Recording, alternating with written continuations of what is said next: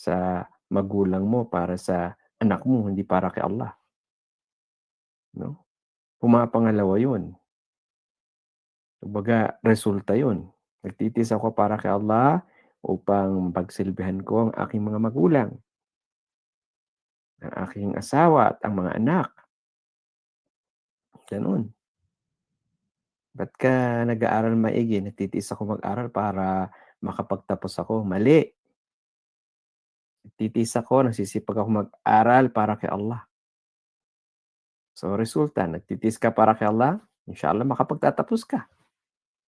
Makakahanap ka ng buti-buting trabaho at maganda-gandang grasya mapapala mo. Kaysa yung mga kapatid natin na mga magulang pa lang, tamad, hindi hinihikayat yung mga anak na makapagtapos.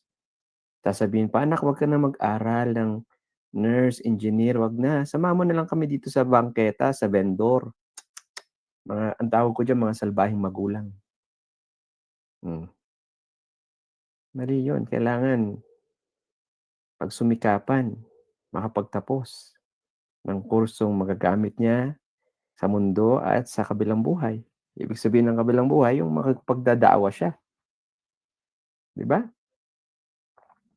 So, sino ba yung tunay nagtitiis? Minsan napadaan ng propeta sallallahu alaihi wasallam sa Madina at may babaeng umiiyak sa puntod ng namatay niyang mahal sa buhay.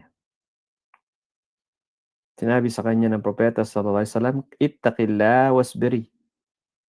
Katakutan mo si Allah at magtiis ka. Hindi lumingon yung babae. Sa halip, sa sobrang hagulgol ng iyak at lungkot, sumagot pa, "Hindi mo kasi alam ang aking pinagdadaanan." 'No, parang sumagot pa ng di maayos. Anong ginawa ng propeta sallallahu alaihi wasallam? Umalis lang, umuwi na sa bahay. Eh, merong eyewitness. Pinagsabihan yung sister, "Hala, sister, ba't gano'n ka sumagot sa nagpayo sa'yo? Bakit, sino ba yun? Ba, hindi mo pala kilala, si Propeta Muhammad yun sallallahu alaihi wasallam." Nung malaman nung babaeng umiiyak, ang nagpayo pala ay si Propeta sallallahu alaihi wasallam, dali-daling tumayo, pumunta sa bahay ng propeta sallallahu alaihi wasallam, kumatok, "Ya Rasulullah, pasensya na po, hindi ko po alam na kayo." Bakit?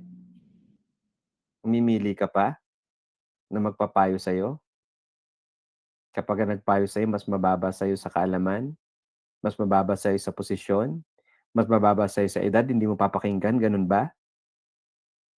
Subhanallah, maling-mali ka. Ad-dinu nasiha, ang relihiyong Islam ay pagpapayuhan. Hindi sinabi ng propeta sallallahu alaihi wasallam sa hadith na ito na meron tayong restriksyon, yung matanda magpapayo sa bata, yung mataas ang rangko magpapayo sa mababang rangko, yung maraming kaalaman sa Islam magpapayo sa kaunti, hindi. Hmm, isang malaking aral 'yan sa nangyaring ito sa propeta sallallahu alaihi wasallam. Nung lumabas na ang propeta sallallahu alaihi wasallam, hindi siya pinagsabihan na, "Oh, ano, natauhan ka na ba? Bakit kung di mo alam na ako pala ang nagsalita, hindi ka makikinig? Kapag ako lang nagsalita, eh, kung nanggaling sa ibang sahabi na nadinig nila itong katuruan, hindi ka makikinig?" 'Wag ganyan ang ugali, kapatid, 'no? Katrabaho mo pinapayuhan ka, 'wag kang manigarilyo, 'wag kang makipag-chat kung sino-sinong lalaki, kung sino-sinong babae, makinig ka. Alamin mo na nagmamalasakit yang kapatid mo sa'yo.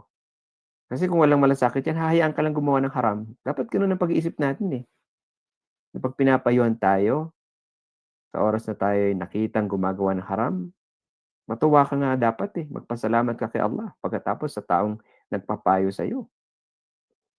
Ngayon hindi na, eh. Karamihan sa atin magagalit, sisigawan, mumurahin pa, baka babantaan pa. Subhanallah. 'Pag pinagsabihan mo, "Kapatid, 'wag ka ng tumakbo sa posisyon. Alam mo namang hindi ka karapat-dapat, eh." Oh, eh, kung very close ka sa kanya, may history ka nga, 'di ba, nag-corrupt ka, oh, diretsuhan na. 'Pag ganyan nagmamalasakit sa'yo, makinig ka, sumunod ka. Kaya sabi ng propeta sallallahu alaihi wasallam sa babae, "Innamas sabra fi sadmatil ula." Ang totoong nagtitiis ay sa unang bagsak ng pagsubok ay tinatanggap niya ito. Agad-agad niyang sinusuko ang sarili niya kanino? Kay Allah Subhanahu wa Ta'ala. Kaya once na bumagsak sa'yo ang isang pagsubok, tumawag na yung doktor sa ospital, namatay na yung anak mo, namatay na yung misis mo, namatay na yung mister mo. Anong dapat mo sasabihin? Inna lillahi wa inna ilaihi raji'un. Agad-agad. Eh, yung babae hindi, eh, sumagot pa, eh, "Hindi mo kasi alam ang pinagdadaanan ko, oh." Ibig sabihin hindi mo pa tanggap.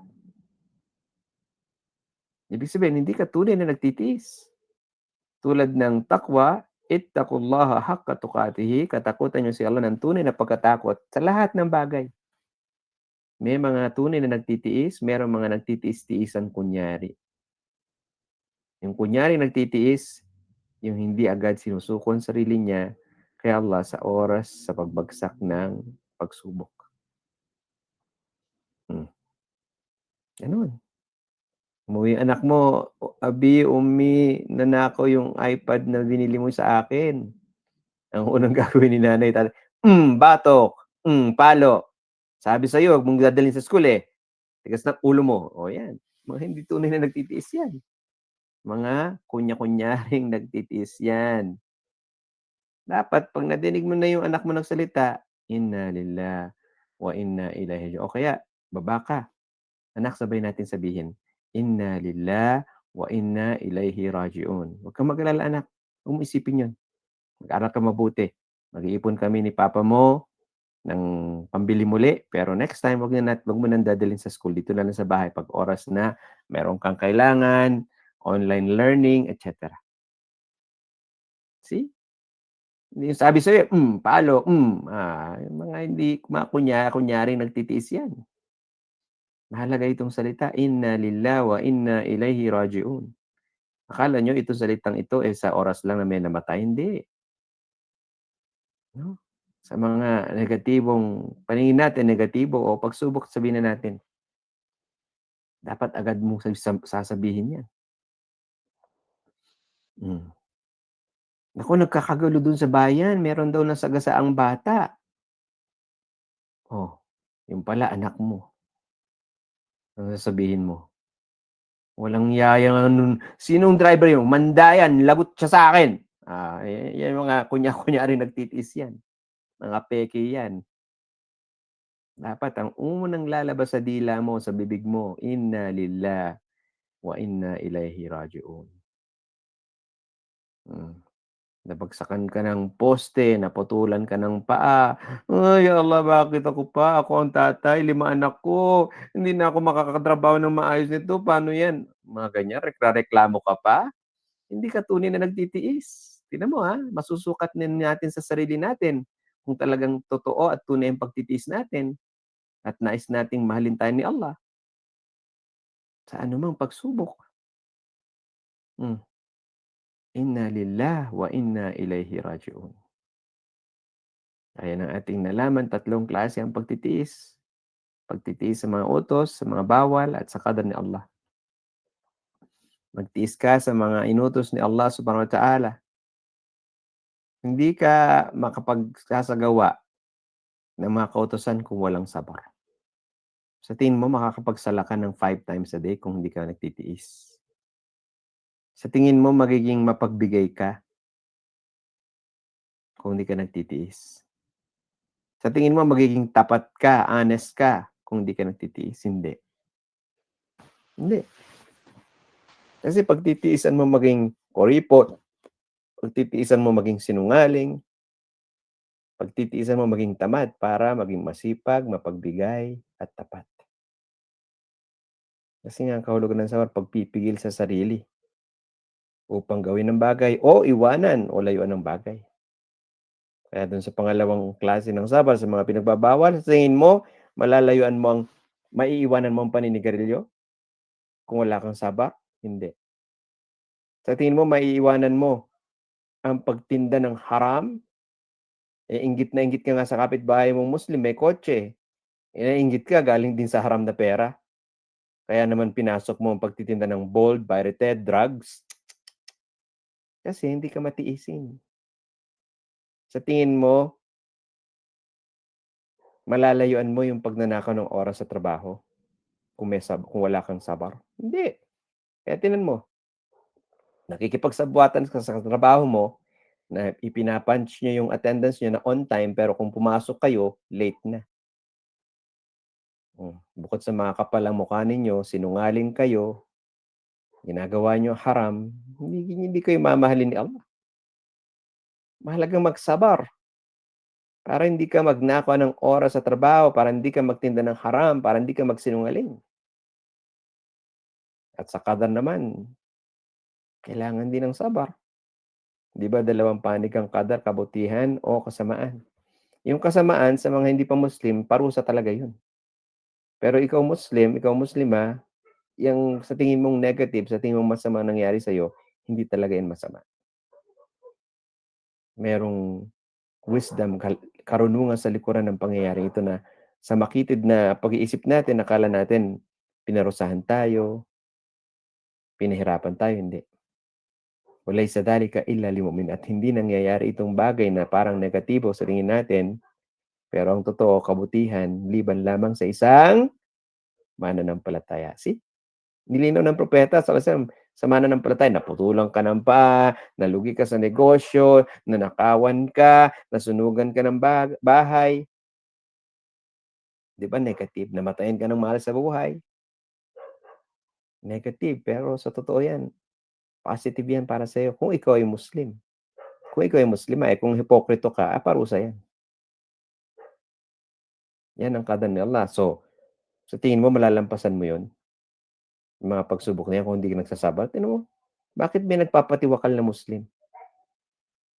Bakit may nga nabibihag na, ewan ko, may duda lang ako kung Muslim talaga 'yun, magsuot ka ng mga dinamita sa katawan mo, pasabog ka dito, doon. Kasi walang sabar. Meron man, napakahina. Tignan mo, bakit may mga nadadala ng udyok ng syaitan? Kasi nga walang pagtitiis. So, sa mga negative na 'yan, pagsubok 'yan bilang mananampalataya, may mabubuting kahihinatnan 'yan. At hindi lang sa negative na akala natin ay negative, pati sa mga positive, kasi ang kada 'di ba, mabuti masama. O ano yung mabuti, na-promote ka sa trabaho, na lumalago ang negosyo mo, nabiyayaan ka ng mabubuting anak, mabuting asawa, nagkaroon ka ng sariling bahay at lupa, sasakyan, 'di ba maganda 'yan, nakadar ni Allah. Eh, nagsipag ka naman, deserve mo, at halal pa man din ang pera mo, mashallah. Iba yung sa haram ang pera, nakabili ng kotse, naku, patong-patong na parusa, humanda ka. Paano ka magsasabar sa mga mabubuting qadar ni Allah? Ito, pinakamahalaga 'no, marami sa atin 'pag dumarating ang kasaganahan, karangyaan, nakakalimot na. Nagpapabaya na sa sala, "Sala na tayo, ay mamamasyal pa kami mamaya na, ayan. Sala na tayo, ay marami pang customer, sayang 'to, pera din 'to." Ayan, hindi ka magiging matuwid sa oras ng kasaganahan, karangyaan, kung wala kang sabar. So, both sides 'no, kailangan magsabar. At yun na nga, sabi ng Allah sa Quran, "Innama yuwaffas sabiruna ajruhum bighairi hisab." Bibigay ni Allah Subhanahu wa Ta'ala ang gantimpala ng mga tunay na nagtitiis, na wala ng question-question o tanong-tanong pa. Allahu Akbar. Imaginin mo yung pupunta ka ng grocery, 'di ba may push cart, sasabihin sa'yo, "Sige, punuin mo lahat yang push cart na yan ng kahit na anong gusto mong grocery item dito sa big supermarket." Tapos pumunta ka dito sa cashier. Napuno mo na, pagdating mo sa cashier, "Sige, iuwi mo na lahat yan. Hindi ka na namin i-account." Ibig sabihin, hindi ka na huhusgahan ng kada piso, 25, magkano, lahat total 10,000, wala. Iuwi mo na, parang gano'n. Allahu Akbar. Imaginin mo, pero tiyakin mo qualified ka as ano, as totoong nagtitiis na alipin ni Allah. Nabanggit natin yung 7 mga dahilan para o palatandaan ng pagmamahal kay propeta sallallahu alaihi wasallam. Balikan lang natin itong isa, ang pagkapit ng matindi sa kumpletong sunnah at dinefine natin anong ibig sabihin ng sunnah ng propeta sallallahu alaihi wasallam na 5 ang dapat mong sasabihin. Ang kahulugan ng sunnah ng propeta sallallahu alaihi wasallam ay ang kanyang mga salita, ang kanyang mga gawa, ang kanyang katangiang panloob, ang kanyang katangiang panlabas, at kanyang mga sinang-ayunan. At nagbigay tayo ng halimbawa bawat isa. So ngayon, pagka ikaw ay matindi ang kapit mo sa sunnah, ibig sabihin, totoo mong mahal si propeta sallallahu alaihi wasallam. Pero yung mga nagse-celebrate ng Christmas na mga Muslim at Muslima, mga sinungaling yan. Hindi sila tunay sa pagsabi nila ng Asyhadu anna Muhammad Rasulullah. Kanina lang sa balita, sabi ng DOLE, Department of Labor, hindi puwedeng pilitin, 'no, makisayawan nga, oh, sa party pa kaya ang mga empleyado ninyo, oh. Kung pinipilit kayo ng employer niyo puwedeng i-report sa DOLE. See? Hindi lang pala sa DepEd, oh, mas malawak na yung DOLE, lahat ng tinatrabahuhan natin. Oh, ngayon anong sasabihin mo? Ha? Wala ka ng excuse. May mga kapatid tayo diyan, eh, sinungaling, eh. Sabi kasi ng boss namin kailangan kundi matatanggal kami sa trabaho. Aba, dinagdag mo lang yung matatanggal sa trabaho, eh. Sabihin mo bobo ka sa batas. Hmm, nadinig mo? Kailangan tumayo ka sa katotohanan lalo pa't ayan biyaya actually biyaya nila tignan mo pinipihit nila yung mga puso mismo ng mga Christian. Sila na mismo nagsasalita. O kung meron mang kapatid tayong pumunta doon, dumulog, very good, nag-effort. Hmm, tandaan mo ang Christmas shirk yan. Sa kahit anong paraan mo titignan, sa anumang anggulo, lahat-lahat ng konektado sa kaya alam niyo kung bakit may X, 'di ba? Unknown. Hindi totoo yang pinangkapanakan ni Isa alayhis salam. Hindi totoo unang-una na siya ay Diyos. Walang ebidensya, walang dalil na sabi niya, "Ako ay Diyos, sambahin niyo ako." Wala. Dinagdagan pa nila ng kasinungalingan. Ibig sabihin ikaw Muslima, 'pag nagse-celebrate ka nito, again, sa kahit anong paraan, ikaw ay isang sinungaling. Alam mo na sinong kakampi ng mga sinungaling, ang Shaytan. So, FOS ka ba? Friend of Shaytan ka ba? Pagkapit ba ng matindi sa sunna ng propeta sallallahu alaihi wasallam ang gumagaya ka sa mga Christians? Hmm, pag-isipan mo 'yan. Kaya dapat iwanan 'yan 100%. Kahit pagbati, yes, haram bumati ka. Haram sumagot ka sa pagbati nila. Nabasa ko pa nga, tumahimik ka lang. Sabi ng ulama, 'pag bumati sila anong sasabihin namin? Tumahimik ka lang. The best 'yun, para maisip niya, "Ay, talagang ano pala sa Islam." Oh, 'di ba? Eh, baka maging tulay pa ngayon, "Oh, ba't di mo ako batiin Muslim, ba't di mo ako batiin Muslima?" "Ay, Manang, Manong, Sir, Madam, may time ba kayo? Papaliwanag ko po sa inyo." Oh, daawa, 'di ba? Gano'n. Subhanallah, hindi yung nakikisama kasi ako ustad, nakikisama sinungaling. Nakikisama ka, gusto mo maging masama, 'yun ang ibig sabihin nun. Kaya 'wag natin hayaan, 'no? Ngayon, ano yung mga palatandaan ng mahabbah ni Allah sa mga alipin niya, 'no? Nakuha natin 10 dahilan upang mahalin tayo ni Allah. 7 dahilan o palatandaan na minamahal mo ang propeta sallallahu alaihi wasallam. Ito naman mga palatandaan ng pagmamahal ni Allah sa alipin, 'no? Tingnan niyo 'no, kailangan maging malinaw yung mga pamagat. Ano yung mga palatandaan ng pagmamahal ni Allah sa ating mga bilang mga alipin niya? Una, proteksyon ni Allah sa alipin niya. Opo, poproteksyonan ka, biruin mo 'yan.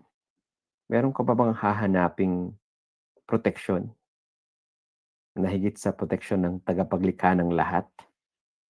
Aba'y kung sasagot ka ng oo, baka may sira na ang ulo mo. Wala nang tatalo sa proteksyon ni Allah, biruin mo 'yan. Oh, kaya pagsumikapan mong gawin yung mga dahilan para makuha mo ang pagmamahal ni Allah.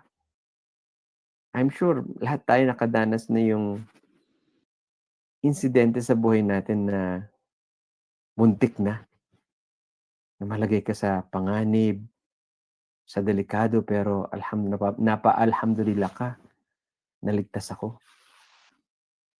Mm, maupo ka, mag-flashback ka sa sarili mo, isipin mo yung mga pagkakataong yaon.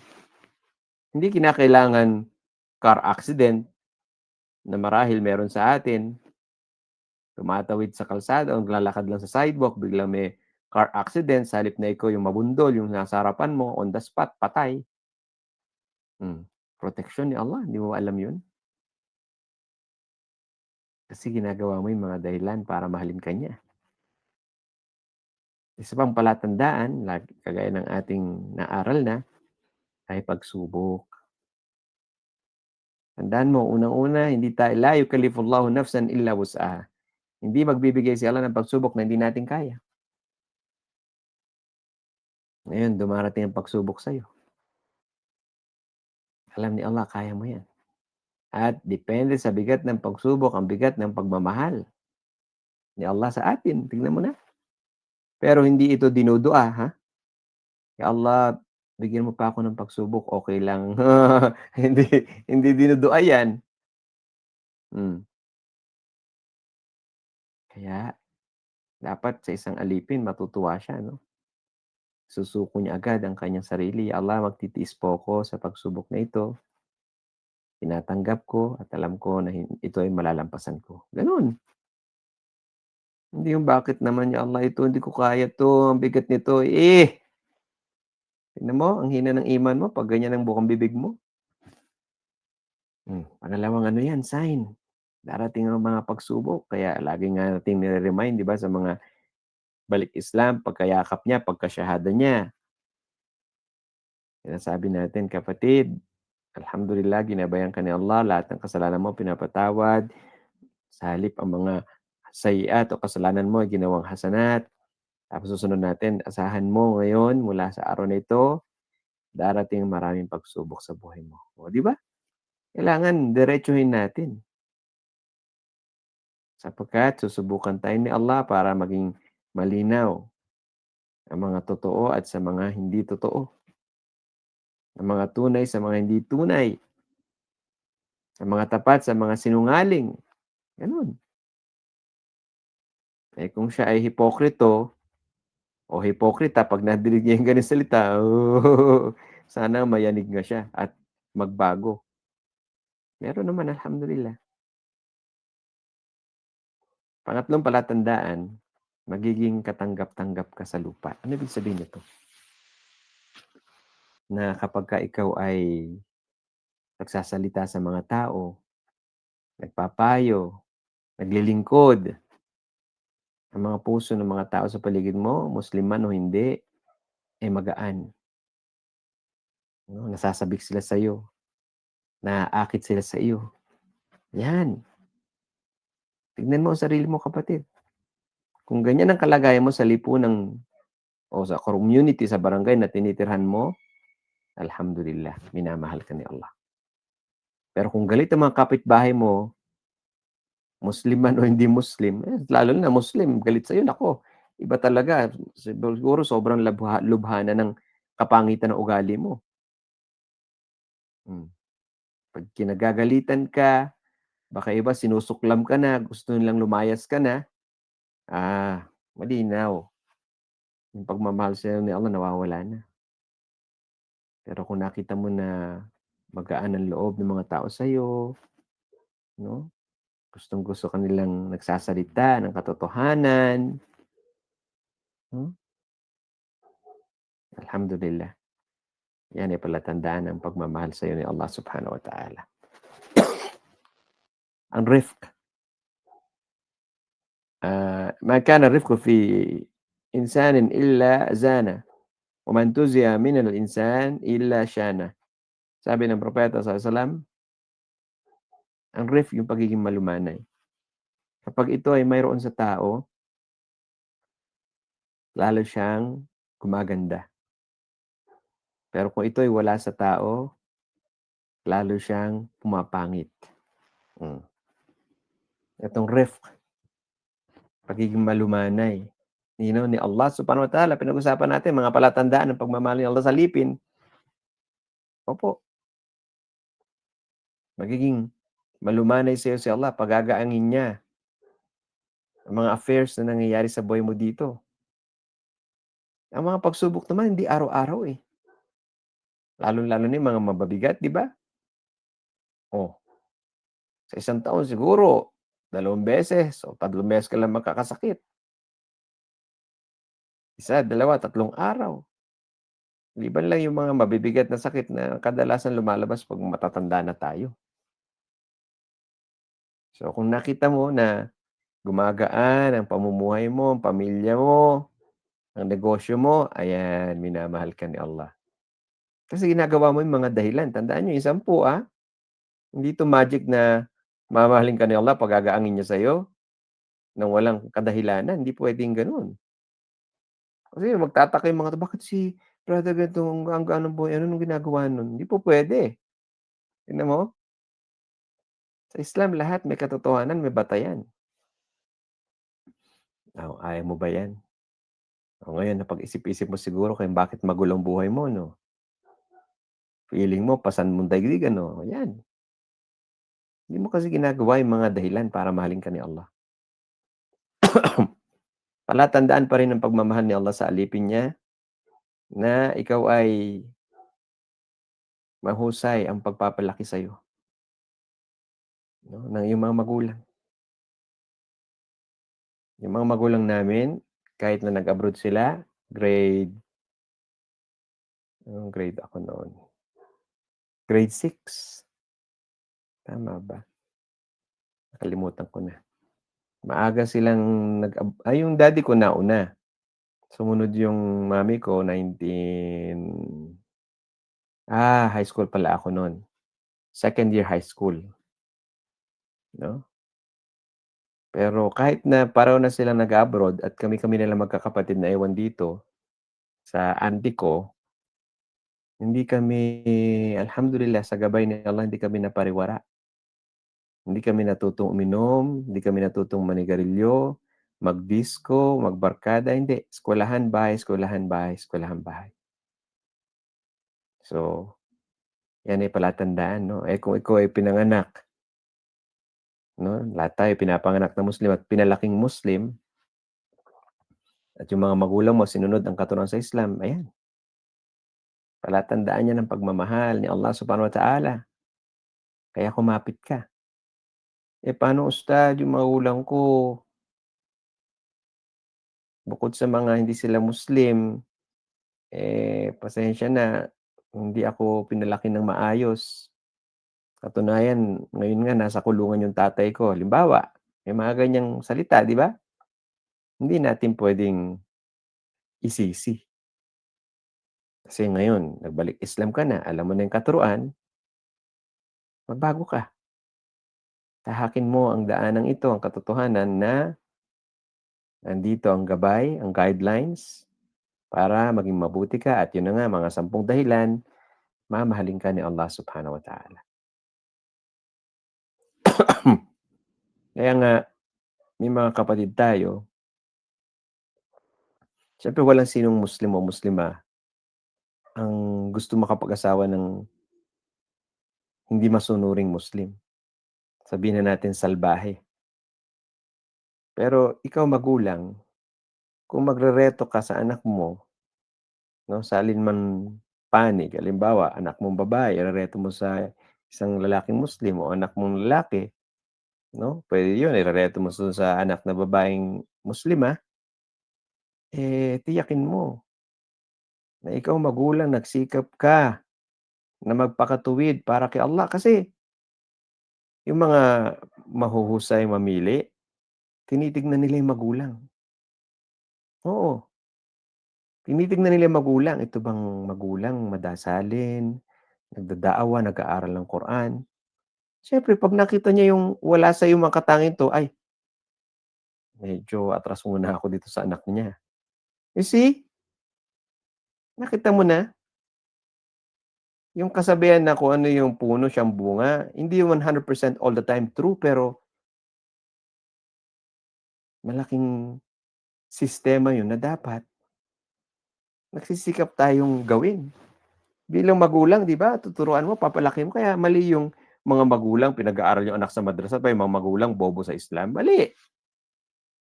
Kita mo? Kaya wag kang magdamdam bakit ni-reject ni brother ganito, ni sister ganito yung anak ko. Tignan mo yung sarili mo bilang magulang. Baka nakita nila waldas ka, naninigarilyo ka, oh, see? It will reflect. Walang dapat sisihin kundi ikaw, hindi yung sister, siya ang kung sasalita ka pa, siya ang kawalan, hindi niya gusto yung anak ko, siya ang kawalan. Yan, yung parang nagrerebelde ka na sa damdamin mo, sa kasamaan mo. Oh, tignan mo na. Dapat ang unang isipin natin yung sarili natin, bakit ni-reject? Again, lahat tayo gusto natin ang mga mapangasawa mabuti kasi gusto natin magtulungan sa kabutihan, 'di ba? Hmm, wala nga namang gusto mo mapangasawa yung ilalayo ka pa sa Islam, merong ganyan. "O anak, itong mapangasawa mo mayaman 'to, o businessman ito, doktor 'to, engineer 'to." Oh, sige pinangasawa. Yung anak niya naghihijab, hindi na naghihijab.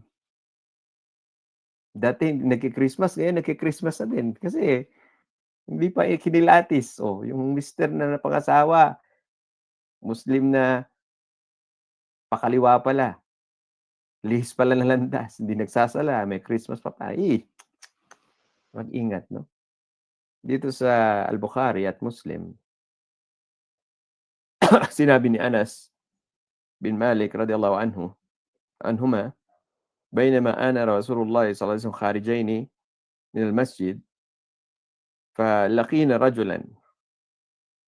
Nasa labas si Anas at ang propeta sallallahu alaihi wasallam. Si Anas kasi naging helper ng propeta sallallahu alaihi wasallam, sabihin na nating katulong. At may lumapit na mama sa propeta sallallahu alaihi wasallam. Sinabi sa kanya, "Ya Rasulullah, mata saa?" O sugo ni Allah, kailan po ang huling araw? Sumagot ang propeta sallallahu alaihi wasallam, "Ma a'dadta laha?" Ano ang inihanda mo sa oras na yon? Yung tao napaisip, napatahimik saglit, tapos sumagot. Sabi niya, "Ya Rasulullah, ma a'dadtu laha kabira as-salah wala siyam, wala sadaqa, walakinni uhibbullaha wa rasulahu." Sabi nung mama, "O sugo ni Allah, wala akong naihandang maraming pagdarasal." Ibig sabihin wala siyang, sabihin na nating sunnah, ginagawa niya lang yung wajibat. Wala din akong maraming pag-aayuno. Ibig sabihin hindi siya nagfa-fasting ng sunnah o kaunti lang, pero hindi niya pinapabayaan ang Ramadan. Wala sadaka, wala din akong ginagawang iba't ibang maraming uri ng sadaka. Tandaan niyo, 'pag sadaka hindi lang pera. "Walakinni uhibbullah wa rasulahu." Ito yung huling sinabi nung mama. Subalit mahal ko si Allah at mahal ko ang sugo ni Allah. Awesome. Sumagot ang Rasul sallallahu alaihi wasallam, sabi niya, "Fa anta ma'a man ahbabt." Ikaw ay makakasama mo ang minamahal mo. Makakasama mo ang minamahal mo. Hmm, 'wag magkamali sa pagkakaintindi sa hadith na 'yan, "Ay, sige magsasala lang ako ng 5 times a day, magfa-fasting lang ako ng Ramadan, kahit konti-konting sadaka." 'No? Hindi gano'n ang dapat na pag-unawa sa hadith na 'yun. Nagkataon yung mama na 'yun ang kalagayan niya. Eh, marami tayong hadith 'di ba, na hinihikayat tayong gumawa ng mga sunnah. Pero yung mahalagang linya yung huli sabi niya, "Ngunit mahal ko si Allah at ang propeta niya." Sallallahu alaihi wasallam.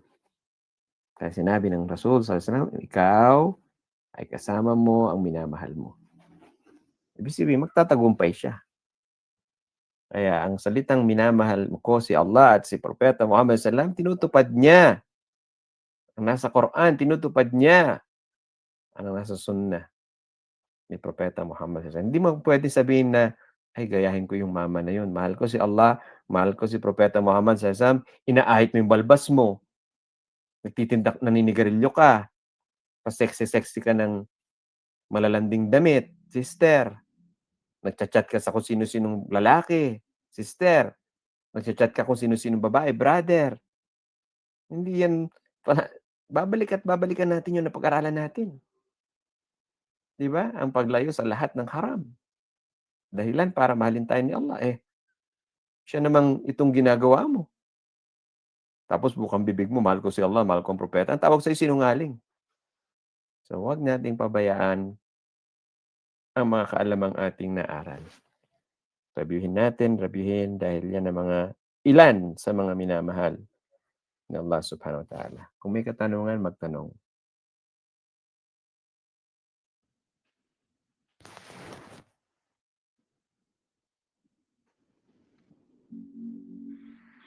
Itaas mo ba ng kamay sa yung gusto magtanong based on